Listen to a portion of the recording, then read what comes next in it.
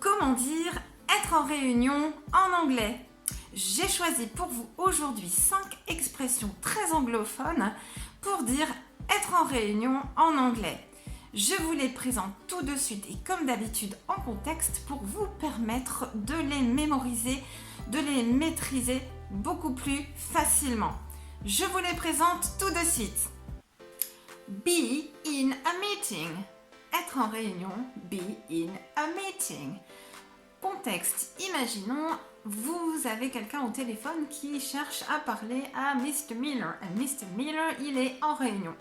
Vous allez lui dire, voici la phrase à mémoriser, Mr. Miller is in a meeting. Is in a meeting. En disant ça, l'interlocuteur va comprendre que Mr. Miller il est en train d'assister à une réunion, mais dans les locaux. Pourquoi? Parce que vous avez utilisé in a meeting. Attention toutefois, si vous voulez dire à votre interlocuteur que Mr. Miller il est bien en réunion mais à l'extérieur, vous utiliserez la phrase suivante. Mr. Miller is at a meeting. Is at a meeting. Voyez la différence?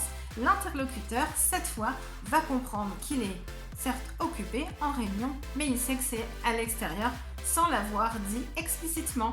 Au fait, savez-vous dire qu'une personne est en visioconférence?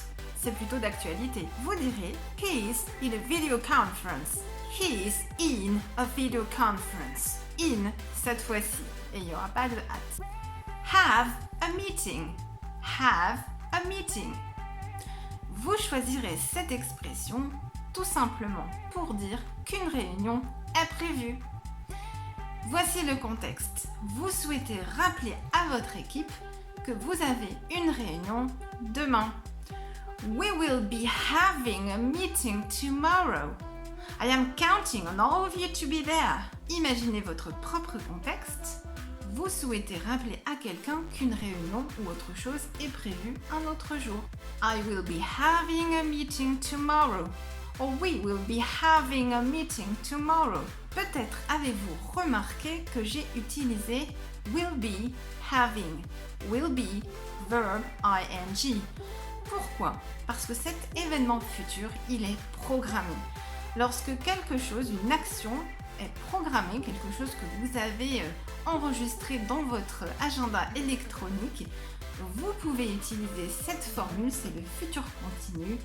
I will be plus verb ing. Par exemple, vous voyez votre médecin demain à 14h et vous dites à votre ami Tomorrow, I will be seeing my doctor at 2 p.m. Voyez, encore une petite astuce pour passer votre anglais au niveau supérieur. Will be plus verb ing, c'est une action programmée dans le futur. Troisième expression, attend a meeting. Attend a meeting.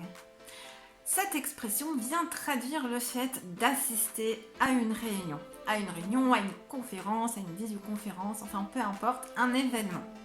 Attend a meeting. Voici le contexte. Vous expliquez à votre équipe que demain, vous assisterez à une réunion l'après-midi. Voici la phrase à mémoriser. Tomorrow, I will be attending a meeting in the afternoon. Tomorrow, I will be attending a meeting. Encore une fois, j'ai utilisé un futur continu. Will be attending, bah oui, parce que la réunion, elle est prévue. Quand vous utilisez attend a meeting, vous sous-entendez que cette réunion, vous allez y assister. Vous allez être présent, assis dans la salle et vous allez écouter. C'est tout. À aucun moment, ici, on ne dit qu'on va participer activement à cette réunion. Juste, on sera présent. I will be attending a meeting tomorrow. Quatrième expression, participate in a meeting. Participate in a meeting. Contrairement à celle de tout à l'heure, cette expression veut dire qu'on assiste à une réunion, mais qu'on va y participer activement. C'est-à-dire que soit on va venir y poser des questions, on va intervenir ou on va répondre à des questions. En tout cas, on est actif, on ne fait pas que y assister et écouter. Voici le contexte. Imaginez, vous êtes devant votre équipe et vous leur dites que le nouveau directeur commercial a participé à la réunion hier. Voici la phrase à retenir. The new sales director participated in the meeting yesterday. The new sales director participated in the meeting yesterday. À votre tour d'utiliser votre contexte, votre propre contexte, pour utiliser cette nouvelle formule. N'oubliez pas la petite différence. To attend a meeting, c'est juste y assister, écouter. To participate in a meeting, vous êtes actif. Vous intervenez dans la réunion. 5e et dernière expression. Take part in a meeting. Take part in a meeting.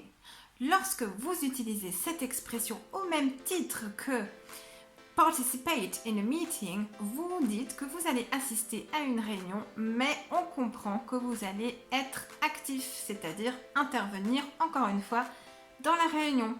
Imaginons un contexte, vous voulez demander à un de vos collègues d'assister à la réunion de demain, mais en lui indiquant qu'il va devoir intervenir, vous allez utiliser la phrase suivante.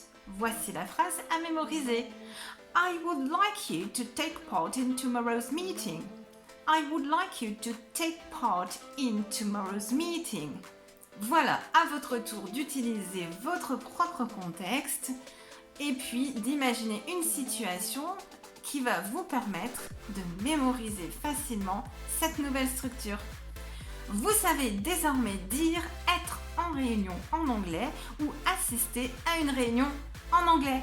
Quels sont les avantages de cet apprentissage en phrases complètes et en contexte? Eh bien, tout simplement, cet apprentissage met un terme à la traduction mot à mot depuis votre français. Votre anglais devient beaucoup plus authentique parce que vous utilisez les structures des anglophones et petit à petit, votre anglais devient beaucoup plus fluide. Vous êtes beaucoup plus en confiance lorsque vous vous exprimez. Mais surtout, c'est une méthode qui est efficace quasiment tout de suite. Vous voyez les résultats tout de suite et vous pouvez tout de suite appliquer dans votre quotidien les astuces, les nouvelles formules que je vous donne. Alors, si cette vidéo vous a plu, si elle vous a passé votre anglais au niveau supérieur, je vous invite à liker. Je vous invite aussi à laisser vos commentaires. Je serai ravie d'y répondre. Posez-moi toutes vos questions.